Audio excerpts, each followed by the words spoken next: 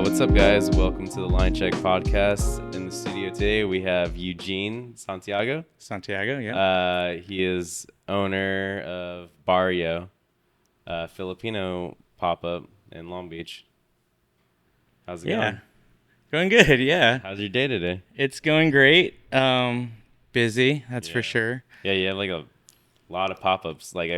Every time I look at Instagram, like pop up here, pop up there, pop up there. I was like, dang. Yeah, honestly, I'm trying to keep up with where we're gonna be at. It's because I have like a team now who kind of help facilitate all that. So they're always reaching out of any possible events we could be or random pop-ups. And then they'll always reach back out to me, kind of see if I'm cool with it, or because we just try to work with people who kind of are in line with what we do, kind of shares the same vision. So that's cool. Yeah, so I'm trying to keep up with them. Yeah, that's cool. You guys been doing a lot of pop-ups at Melody. Yeah. How was that? That one's dope. Short residency there. That one's really cool because just kind of like the list of people who's been there already. It's kind of just people who are doing like really cool stuff in LA. And it's kind of like a shocker to me to even make my way back to LA because I've worked there kind of like majority of my career. And being in Long Beach, I kind of want to just keep things local. But making it back out there was kind of a lot of convincing, Yeah. But it's rad. The staff there is super cool. The first week that we were there, because we did like a 3-day like back to back. And then made you miss the restaurant, because the staff there are super cool. Yeah. The working with servers who care about what food's coming out of the kitchen. Have, really good wine there. Oh yeah. They have really good wine selection, great wine list. But yeah, you just miss working in that environment. Yeah, it's like the hustle and bustle, ticket, blah, blah, go on the table this. And but then you hit those slow moments and you're like, what am I doing? That's cool. It's already getting late. We only did 10 tickets. Yeah. And now we got to drive an hour back home. Yeah. What? I do that every day. drive from LA to Long Beach all No shade on that. I mean, I got used to it. You're at a good spot though. So. Yeah. It's cool that you did a pop-up at Melody, and Melody always seems to be like a stepping stone. For a lot of great pop-ups that have been there, and there's not a lot from Long Beach that have been at Melody. I can only name Kala, Avanti, there, Meg from Cold Heart did a pop-up there. Oh, did she? With Metzley? Yeah, with Metzley. Yeah, and sick. That's kind of the only one, and then you guys now. So that's pretty much the only 3. It's dope that pop-ups. They're reaching out. They're kind of branching out of LA, and I wouldn't be surprised if people from the OC start popping up at there. Oh yeah, just to make their name out, make their name known. So that's so awesome. Yeah, I need to go to Melody. I've been there in a long time. Did you help out? Oh, Chef Melissa was there. Yeah, that was a long time ago. I didn't cook there. I've been there for wine tastings with Sasha. Oh, dope. But yeah, that's pretty much all the times I go there is for wine tastings. Or for wine tasting. Yeah. Being dragged against your will. Yeah, no, I mean, it's fine. I love it. I get free wine. I'm not going to complain about it. Oh, yeah, there you go. So when did you start cooking? I started cooking a little after high school. I'm going to totally age myself right now, but it was probably a year and a half. We're year and a half after we're Filipino. Yeah. Our it's all look hella young. Oh yeah, we'll leave it at that. Yeah, then. Yeah, we'll leave it at that. I won't tell the year I graduated high school, but it was a year and a half after high school, graduating high school. I did a little bit of community college and was kind of lost of what am I gonna do. Didn't know what I wanted to fall into, but cooking just made sense. Yeah, I remember dragging a friend out. I was like, yo, come check out this school with me. I didn't even tell him it was culinary school because I went to the one in Pasadena. Oh, cool. So I pick him up. I think we ditched school that class that day because we're from the IE, so we were going to Chaffey College, and then we both had class. And I was like, yeah, come check out this school with me. We get there, it's culinary school. He's like, what? And he ended up signing up too. Oh, cool. Yeah. Dang. So I should have got a referral fee for that. Mm-hmm. That would have been rad. Get a little bonus. Yeah. Yeah, I remember when, I mean, I didn't know what I wanted to do for a job after high school either. My parents were just like hounding me to like find a job, and all I knew was like I wanted to make music because I was like in bands, and I just wanted to like make music or be a producer. Yeah. Everybody knows that's like a really hard industry to get into unless I'm like freaking Taylor Swift. Yeah. But I'm Well, not. they wanted you to just get any job or like settle into a career. Was music. Yeah. And yes, I needed a job, any job to make some money. And my first job was I did a lot of like freelance stuff for free because like no one can get a job when I got out of high school. So I was like, with music? No, just in general. Like Just in general. in that time of when I got out of high school, like it was so hard to get a job for young adults. Yeah. That I like worked at a daycare for free. Worked at a freaking nurse office for free just to have like a resume of stuff so people would hire me for like a minimum wage job. That's how hard They're like, wait, why are you only here for 2 months at a time? Yeah. Or even less than that? It's like I'm building experience so you can hire me as a dishwasher. Yeah. So I got hired as a dishwasher at like my first real paid job, $8 an hour. And that's how I started cooking in the kitchens as a dishwasher. Dope. Yeah. What restaurant was that? It was this great Mexican food chain called Super Mex. Oh, right. Yeah. Hell yeah. Very vintage. Sick. You know, Mexican. Hey, they're tried and true. They're still restaurant around in Long Beach. Been around since the 1970s, I think. Have they? Is that their original spot right there on First Street? On First, yeah. So yeah, I started as a dishwasher there, and then I worked my way all the way up into kitchen manager. Oh, Yeah, dope. and then after that, I went to culinary school, and then Which one did you go to? I went to Cypress. Cypress. Okay. Cypress College. It was like all the way in Anaheim, though. Yeah, The a little bit of a program. drive. Yeah. Yeah. That's my story. And then I was like, wait, you can do this as a job when I was like cooking, but still doing music at the same time. Were you forced I was to start cooking? Yeah, I was forced because they're like, hey, this guy's fast. Let's put him in the. I need prep done for breakfast, and I literally did like every job they had there. Yeah, I mean, that's super cool. That's usually a trajectory of starting at the bottom of a restaurant. And it was really cool to work there. I feel like that's where I learned my speed on the line. Yeah. Because like tickets would just like pump out, and you just have to be fast at like doing all these combinations and like plating everything that's differently, and then doing like tacos and like ovens and I mean, it's definitely good training grounds. You know, a place but, like that. We cook everything from scratch there. Yeah. Like I would cook probably like let's see, like 400 hotel pans of rice. Oh my god. Like 12 third pans of beans. You better be so good at making I am. Spanish rice now, Mexican rice, then and beans. Like it's so hard. We make like 6 third pans of shredded chicken, 6 third pans of shredded beef.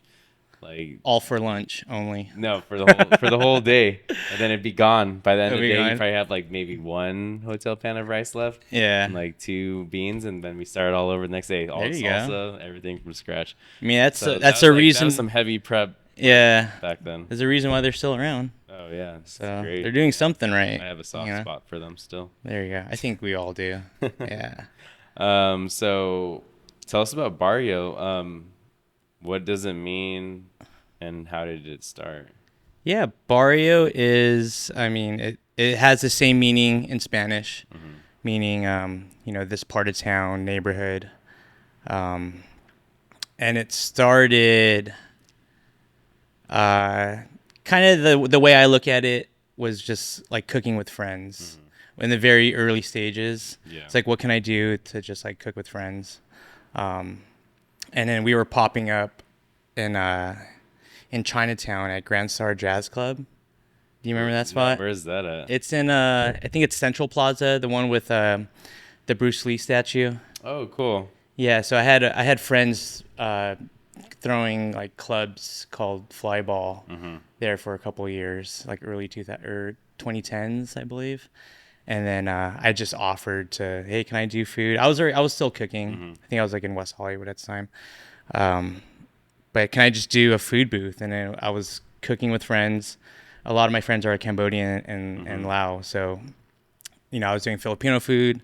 I was buying like frozen like barbecue skewers, Nice. and just literally just serving Yeah, food yeah. to the people that were there.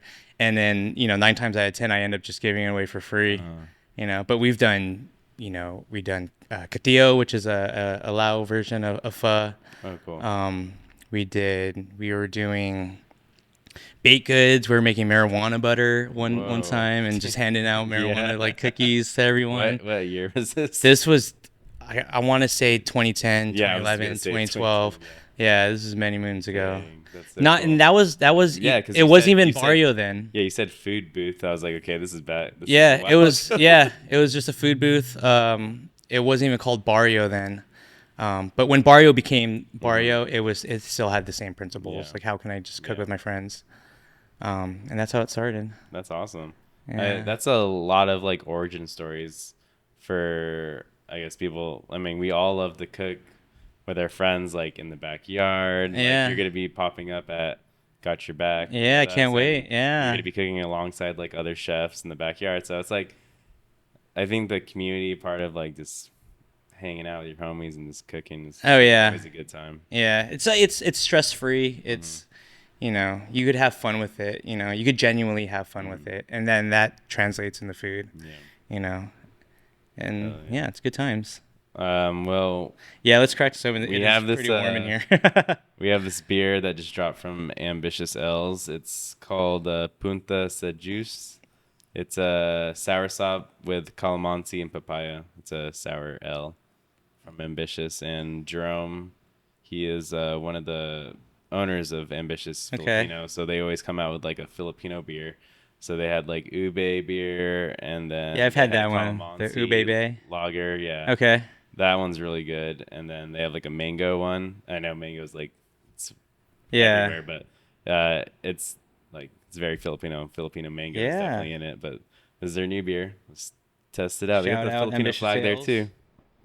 Shout out Jerome. Yeah. I always love the cans. Cheers. Like the graphics on it is dope. Salud.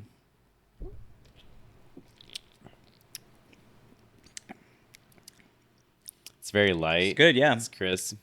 It's not like super sour because I'm not big on sour. I feel like you get the same sourness you get eating a fresh calamansi. Yeah, definitely. Yeah. It also reminds me of like the soursop juice. It's just so good because it's super cold right now and it's Yeah. warm in here. Good job. Let's keep the logo out. Have you ever popped up there before? I did randomly. Again, this was probably many moons ago.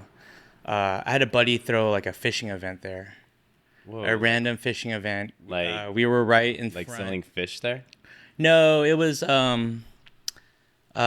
it's a very niche like fishing community with I think I'm probably gonna hack it, but like it's largemouth bass baits. Oh, okay. Got it. Yeah. And then their approach it's definitely like a younger crowd. They tie in like this kind of like streetwear culture Oh, cool. with fishing. You kind of see it with golf happening right now. Oh, yeah. Totally. Yeah, but they do it with fishing, and it's fucking sick. So Cool. they throw these little events. They do these like limited release drops of baits that could go up to well over $500. Whoa. And then limited releases. The clothing is just hats like this, dope graphics on shirts. Just something to appeal more to the younger crowd who fish, and they just asked if we want to do food, so we did that. I forgot what was on the menu. Probably like rice bowls. I feel like everyone who starts doing like a Filipino pop-up start like with rice bowls. Yeah. And it kind of graduates from there, and then kind of just get a little Evolves bit more. in a Oh yeah, way. it always Yeah, evolves. yeah. Gets more creative, playing around with flavors. But the rice bowl is always a good starting point. Yeah. So what's like you're talking about earlier, your ethos or like people that align with like what your beliefs are in Barrio. What can you like explain further like what Barrio is about like in like is it around community and like people that is kind of like uplift each other from like the people that you surround yourself with? Yeah, What for are you sure. kinda talking about? Well, like through the years, Baryo I always had a different kind of like outlook or what Baryo was gonna be. You know, especially in the beginning stages, like just cooking with friends. I just thought that was just like a monthly thing. There was no goal to a brick and mortar. Yeah. I don't even think I knew what a brick and mortar was. Yeah. It was just something to take me out of the restaurant grind that I was in, and then cook with friends. Then later, it turned into I had buddies who were just like super into beer, and then craft breweries were popping up. This is probably like 12. 2012 into 15. I like yeah, admit in my yeah. like it's weird to Yeah, see. craft breweries are Yeah, it's just popping up left crazy. and right. Like as time goes by, you like see these trends Yeah, of like food and culture and what we wear. yeah, Over time, you're like, I know exactly what you're talking about. yeah. in You this could pinpoint time. exactly. Yeah, It's like we're getting older now. it's crazy to even think like that wasn't even too long ago. No, it wasn't. It seems Yeah. like a long ago. I But mean, Iron Man came out in 2008. oh, I don't know any about. That's, Yeah, okay, that's your world. I'm a big Marvel person, but That's your world. I was like, Iron Man came out 2008. I was like, damn, that movie's old now. yeah. And there's like how many renditions of Iron Man? Yeah, there's a lot. Iron Man 10. Yeah, he just graduated from Iron Man's like 3 years ago. So yeah, Yeah. So we're in 23 right yeah, now, where was everybody. I? What year was I? But yeah, like so the goal with Barrio was after it graduated from just like I wanting it to becoming a thing. That's where the name came about, Barrio, because this is also a time when we got gastropubs. Yes, You know. I worked that one. Yeah. Yep, I worked that one. So I try to like combine the two. I thought Barrio, like yeah, it means neighborhood, but I just thought like a neighborhood bar Yeah. had the name bar in it. I had friends super into beer. They're doing beer shares, so they curated like a beer tasting, and I was still doing like Filipino food, like bar food, and then that became a thing. That became like a monthly in downtown LA. Oh, that's cool. Yeah. I have this really, it's like an idea for a bar if I had one, but I'm not really sure if I want it anymore or like it's something Just keep it in your I back would pocket. go with, but I just want to tell you because I think it's a cool idea. Yeah. So like, you know, have you been to the Philippines Yeah, just once. once? How old Yeah, were long you? overdue. Okay. So, 98. Okay, that's a long time ago. So yeah, so A long time ago. I've been to the Philippines only twice, but like when I was a young adult and recently, and I just love karaoke a lot. Sick. And I thought it'd be such a cool idea to like create a bar that feels like you're in a karaoke bar in the jungle in the Philippines, and like make it like kind of dark inside, kind of like Yeah. Bamboo Club. Like Yeah. it's kind of like a tiki bar, but it's more like Filipino forward with like old like architecture and Yeah, like, no, you know, totally. like plaques and all that. Like we have our spears or Yeah. and Just different knickknacks. Yeah, Yeah. like, you know, from different regions in the Philippines, and then have like a karaoke section with a TV arcade system. And Yeah, then that'd be just do, dope. like bar snacks and make everything kind of look like bamboo-y. Do you have a Like name for it already? No, I don't. I've thought of like a lot of names, but they all kind of sound stupid. I think it would, Top 3. I feel like you would need to I don't remember. It was like a long time ago, like when I was putting my notes in my phone, just to like not advertise it as being like a Filipino bar and Yeah. call it something else, and then people just come in like, oh, this is sick. I don't know what this is, and it's like, oh, this is Filipino. Yeah. It's like you're in the jungle in the Philippines with like a karaoke machine in the corner.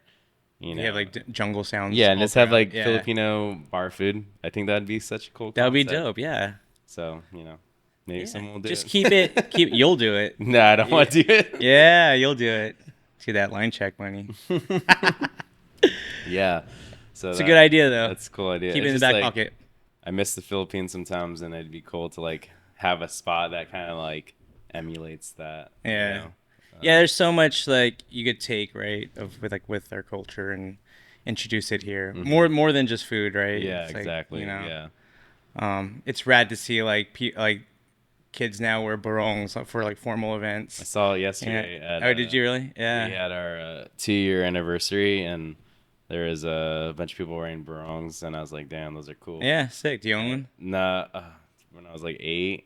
When I It went probably to still that fits wedding. because they're always like 3 sizes bigger Yeah. than than they need there to is be. a really cool like fashion, I don't know, like shop store, and I think it's based in Manila, but it's called Vinta, Yeah, yeah, and okay. they make like super cool barongs, like green and yellow ones, and like all their models look like super cool. I was like, dang, I want one of these Yeah, just to there you like go. wear, Yeah, there you like go. for some nice event that maybe I'll attend in the future. Maybe they'll sponsor Vinta if you're listening. Yeah, Vinta Gallery. Yeah, Yeah. I think they make their own patterns too. But I some of think. the models that like they wear, whatever, um, they're from the island that I was stuck on in the Philippines in Siargao. I Yeah, was like, oh, I recognize those dude, guys. I'm so jealous of that. Yeah. So rad. I only Yeah. know it from like photos and Yeah, videos that's what and everybody says. Yeah. friends of friends who've moved there, and Yeah. just big art community. Yeah. And Yeah, there's a lot of people that I know that have like lived there, and then someone I know knows them from. I yeah, was like, "What? You know this person that I was stuck on an island with? That's crazy." I'm like, yeah, "That's so cool." it's rad. Well, yeah, I hope you get to go back, start something there too. Yeah, I mean, Do a live pod. I don't have citizenship, so I You can't don't need to. They buy won't catch you. land. They won't catch you. Just buy it Yeah, under someone else's name. Zarek, my cousin, he can buy land. Can you really? Yeah, because he can his dad's from the You have Philippines. dual. He can Oh, get dole, yeah. oh, really? Hmm. Oh, Not me though. let's start the Let's fund. start. Yeah, let's Start the GoFundMe. yeah, let's all go to Philippines Yeah. and open up there. Get Forget line Long check. Beach. Get line check. No, it's just an extension. Yeah. Yeah. Start here. Yeah. Just plant the seeds Yeah. here, and then as it blossoms, and then we Yeah. could, you know. So Yeah, I think we got a little off track. no. I think So, Baryo and like, community values. oh yeah, that's what we're talking about. Where was I going with that? Yeah, it had different. It always meant something different to me, like where I wanted to take it. Yeah. But where it is now, it's definitely more community driven. And that stemmed from like I got really into like gardening at one point, you know, and Yeah, then that's cool. supporting like local farms, yes, but there's also like like what you consider hyper local farms, and people who are just like growing in their backyard, but enough to like sustain like selling at a farmer's market.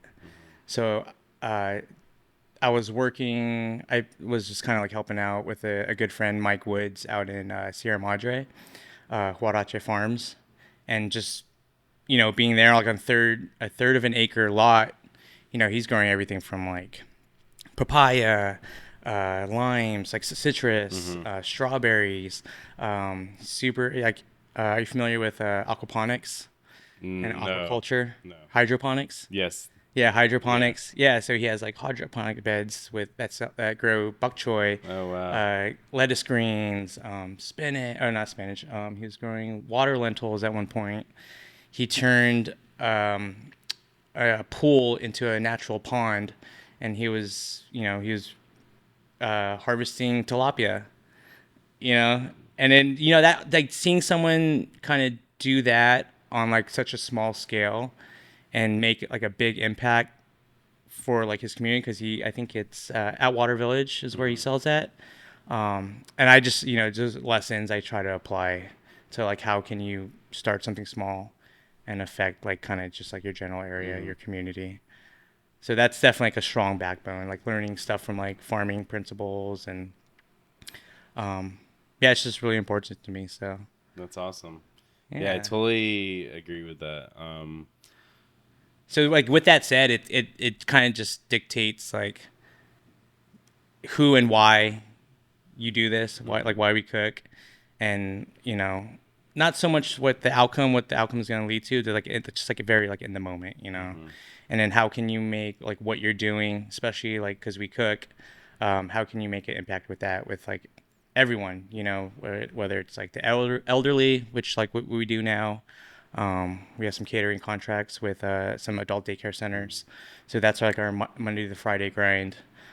Still doing the pop-ups, reaching out, creating awareness, cooking for the cool kids, and then working with other local farms in the area, Farm Lot 59, Sowing Seeds or Change. They have a lot of student internships that come through the farm, and then we throw events with them and kind of give those students the same restaurant experience that they would get. And those students have learning disabilities? Yeah, some of them do. Yeah, some of them do. Some of them actually have like they're part of a program that Long Beach runs. I think it's Long Beach City funded, where it's like picking up a job with them, but it has to be like within like a farm setting.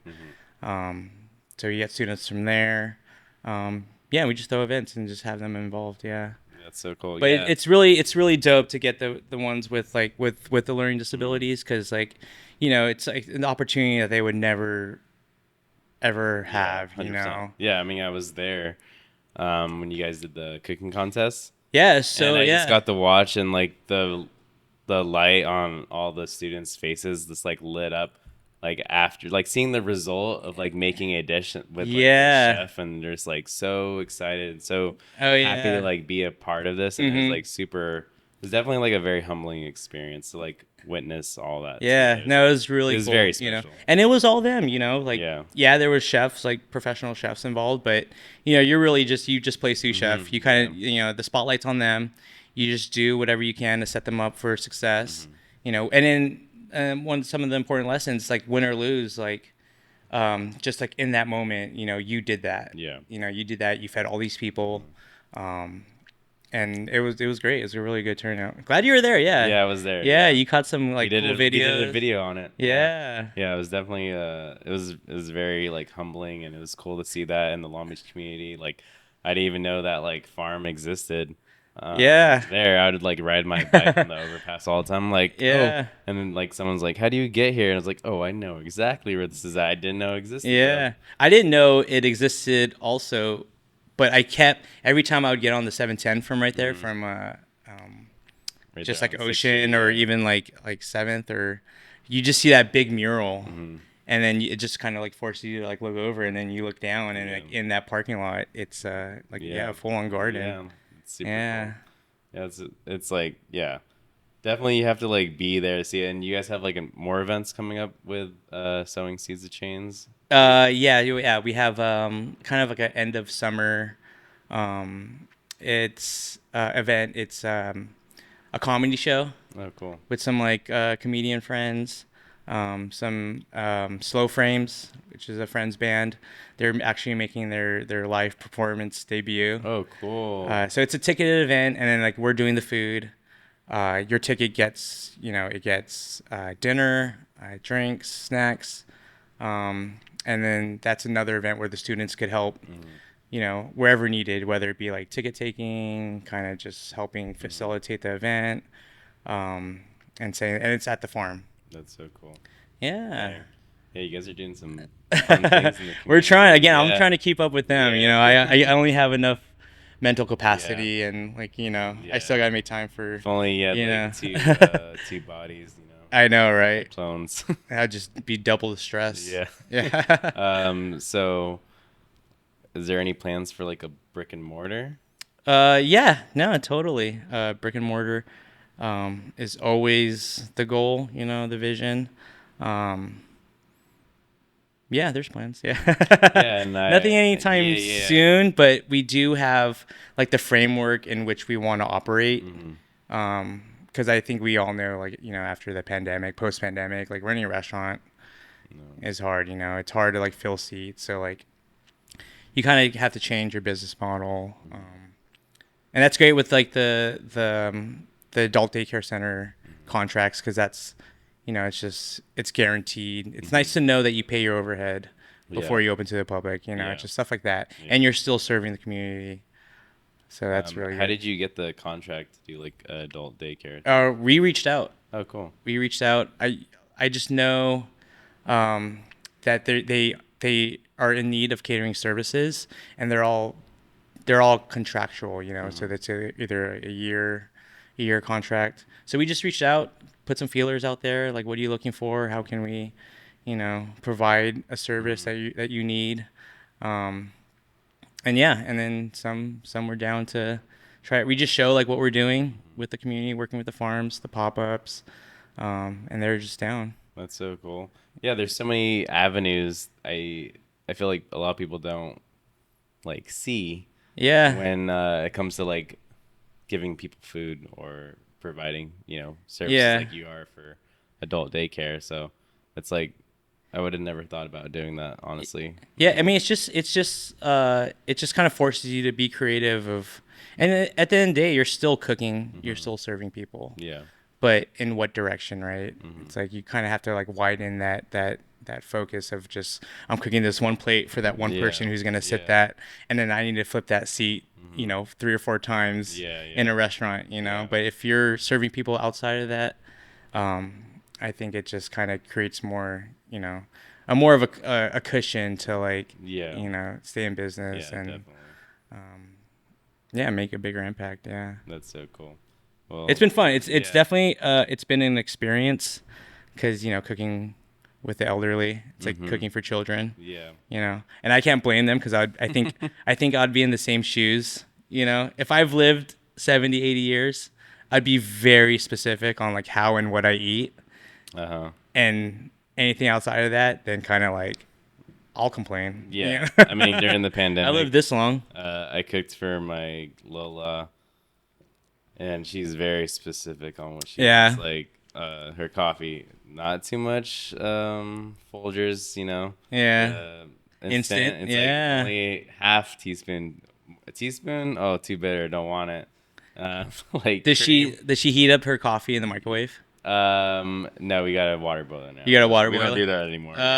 Used to. Yeah, used to. Yeah, my grandma did. I think my dad still does. Yeah. Actually, yeah, instant Folgers. Yeah, then like just, wants the same kind of food, just like less salt.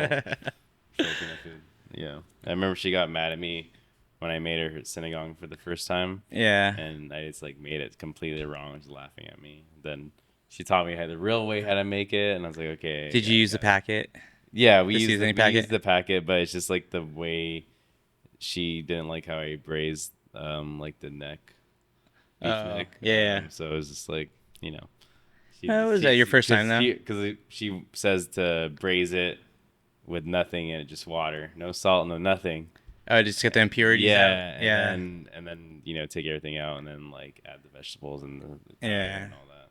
So and then like It's a fish learning sauce and experience. dust. Yeah. And then she likes it, so now I make it like the same way that she. There you go. Now you're doomed now because now she's but gonna she request trusts me it. now. When I make Yeah. like arroz caldo, like she loves the way I make it. Oh, dope. So there's like she trusts me now. There you go. That was when I was like younger. Yeah. Then- Yeah, I'm you're a still lot learning. better of a Lola cook will now. know. Lola understands. Yeah. Yeah. She just has to give you a hard time. Yeah, exactly. So tell us your favorite in the weed story.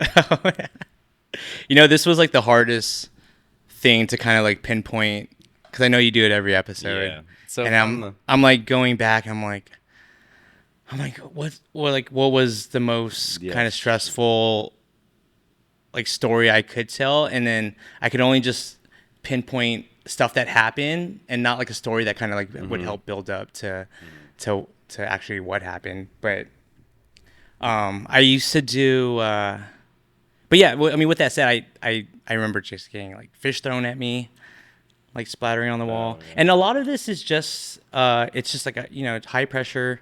Everyone's just on edge. And then everyone's weeded. We've all been there. And then just freaking out, these freak out moments, like chef throwing ramekins at servers, the fish being thrown at me.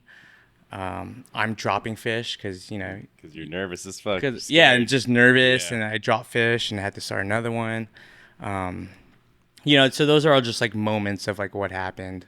But some of the most recent, like in the weed stories, I used to do catering for. Are you familiar with Thunder Studios? No. Yeah, Zarek knows. Yeah. There's a studio guy. It's right in the off, studio. Santa Fe and Del Amo, right off the 710. Yeah, it's... Huh? I guess I don't work there anymore, so... Yeah. There's a lot of You can internal... cut stuff stress. out. Yeah. They pay well, though. That's one thing they're really good at. They pay well. But no, they're great. They're great. They have stresses just like anywhere else you work, Yeah. But that was pretty stressful because that was my first taste at like catering to a production crew. And then, I mean, with that, you're working with union rules. You're working on a very tight, like shooting itinerary. Time frame. And then, we were providing breakfast and lunch to, 150, 200 crew members at a time. And then this was right during COVID. So, you imagine everything got flipped on its head during COVID, especially production. They were required to eat on I think there were like 6 foot tables, but just like 2 people to a table, end to end. And we were required to like set up, cook the food, serve. So it was like a lunch line, and then they weren't allowed to touch anything. There's like they pass the plate. So we were getting there like 4 o'clock in the morning just to get breakfast done by like 8, and then right into like lunch. But yeah, it's like those were definitely stressful times. But the one particular moment, again, and this is probably it's gonna lead to just like a freak out moment, but it was definitely like in the weeds because. But we did pho one lunch. We did a 16-hour broth. Made it all super nice with the bones. And then, when it came time to get ready for lunch, I go with some of my line cooks and was like, I need a stock pot. We were just using like butane burners, but stock pot on a butane burner, and I need water boiling to blanch the noodles. And I'm like in the kitchen, and everything's done by like walkie-talkie because it's a 20-stage production house, and you're just like football fields across from each other, So if you're down anything, you literally have to run. Just a lot of running back and forth, a lot of walkie-talkies, a lot of cracks to slip through, a lot of miscommunication. So you imagine there's multiple productions going on. Yeah. You're running all over the place, But they have a solid crew. I had a solid crew to work with, so we made it happen. But back to the pho, I needed the water boiling for the noodles, right? And then it was probably maybe 10 minutes, a couple minutes right into serving. I finally get there because I'm bringing food, and I see the water in buffet. Well, the water that I needed boiling for the noodles, they were in buffet trays with sternos, just steaming. And I had like probably one of the biggest freak out moments in my career. I'm like yelling at everyone, and just looking back, it's like you're like a really shitty person in those moments, So I think that's very like unnecessary to do shit like that. But I'm yelling at everyone. I run back to the kitchen. I'm getting every stock pot I could find. To boil water, I'm sitting there, I'm waiting like 30 minutes later, I'm finally boiling noodles, and then I get a walkie-talkie and like, they're fine. We just heated up the noodles in the broth that was already boiling, and everyone's fine. You're okay. And I'm sitting there with fucking 6 stock pots of boiling water, just having to dump all of them. Yeah. Just, embarrassed, because I have to apologize to everyone. And, that moment definitely a standout of being in the weeds. I don't know if in the weeds, maybe it's just like a freak out moment, but I guess they go hand in hand, right? They go hand in hand, yeah. Yeah. And a lot of time being in the weeds is like, you do have those freak out moments, but then like, how do you navigate and just like push through, so definitely didn't need to yell at everyone, curse everyone out, but it does force you to be, what do you have to do? Yeah, you pick and choose your battles. Yeah. So just immediately get water boiling. What else is there to do, Yeah. But I should have known that the broth is full on boiling. I could just blend. But by the end, by the first person getting that pho, that bowl of pho, to like maybe the 75th person getting a bowl of pho after you blanch so many noodles in it, it's probably just like super starchy. So I honestly, looking back, I don't even know how that ended. Yeah, when. Yeah, you just grow and you learn. I mean, that's what I tell everybody. It's like in the weeds, freak out moments. I mean, I've been there too, I don't do that anymore. I mean, it's like I try to like stay patient and calm and find out a solution because at the end of the day, I always feel like it's like my fault maybe that they did something Yeah. wrong, and I'm like, okay, I didn't explain that better to them, so I'll show them how to do Yeah. it. And you know, back in the day, I was like cussing at everybody and like, do you say yes, chef, blah blah, getting Yeah. people's faces, and it's not healthy. Yeah. It's not I mean, healthy yeah, at it all. just it forces you Yeah. also to just take ownership, you know. Mm-hmm. If you are trying to communicate something and maybe they didn't take direction right, then yeah, then you kind of have to like self-examine like how did you teach them Mm-hmm. and just own up to that. But then also if it was on them, then that's kind of Yeah. like that's Yeah. on them, you did what you can, Mm-hmm. especially if it is their fault, then you're not there to point fingers. You kind of just kind of help. All right, how can you do better next Yeah. time? Mm-hmm.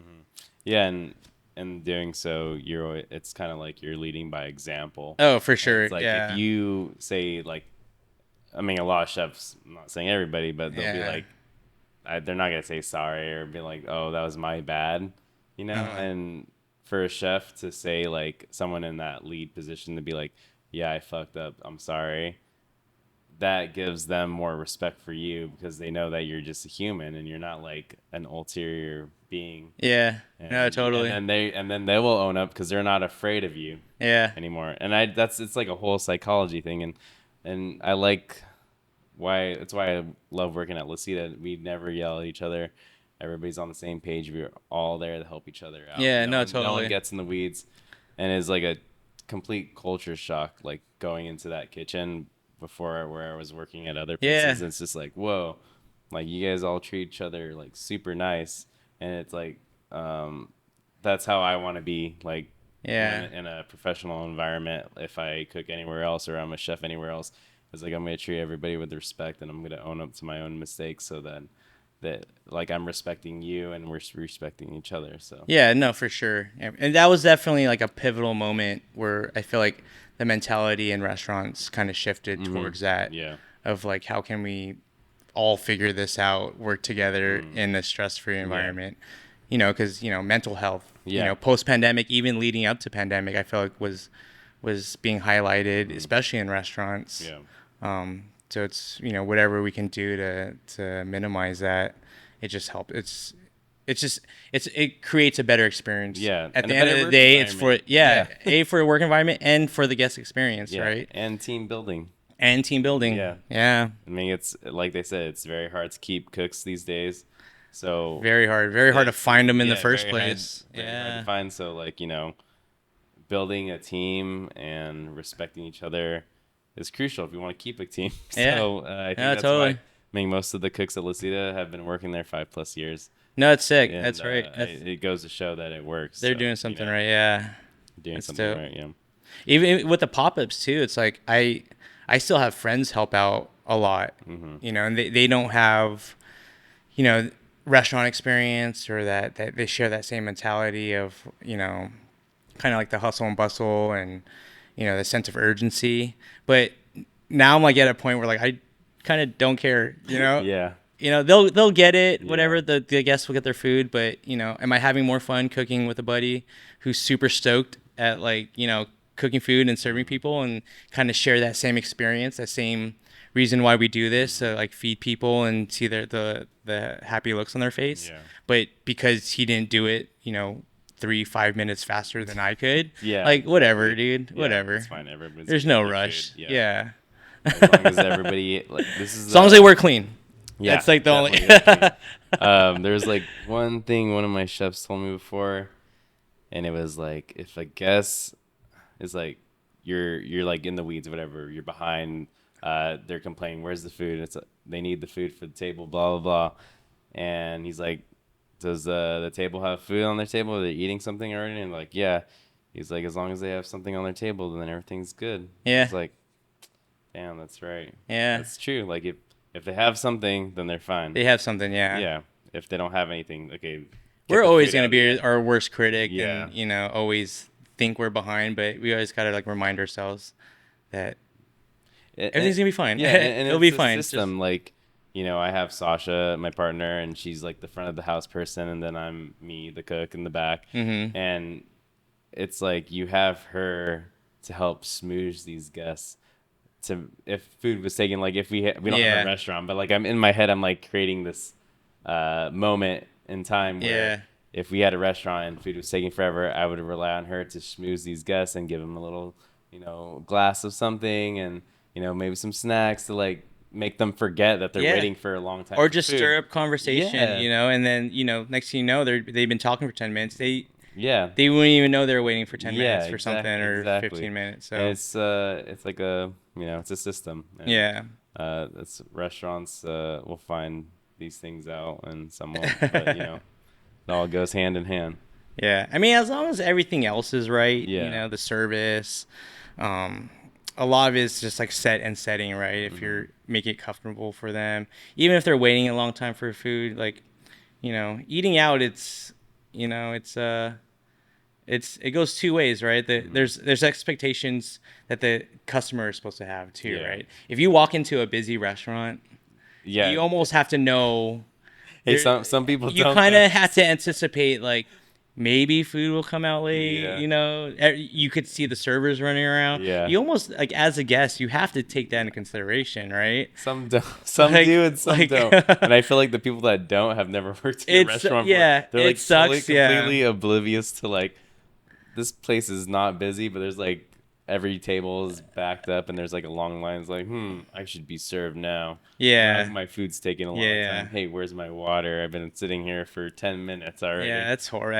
It's just it's funny to me. My family does it. I'll take their bad review any day. Whatever. Hilarious. Anyways, I hope you had a great time on the podcast. This is great. It's good to finally have you on here. I'm trying to catch you, busy guy. No, you caught me, dude. You caught me. But finally our schedules aligned and it worked out. But glad to be here. Thanks for having me. It's been great. You guys are killing it. Thank you. I listen to every podcast. Thanks. I hope you enjoy yours. I honestly won't listen to it. I won't listen to it. No. There's other people that said they're like, I'm not gonna listen to my podcast. Just the thought of it's kind of like cringy. Just to like watch myself and hear myself talk. It's always very weird to hear yourself. Like, but I mean, I hope I did great. Sound like? Yeah, it's great. Anyways, cheers. Cool. That's it, and that's your cheers. Cheers.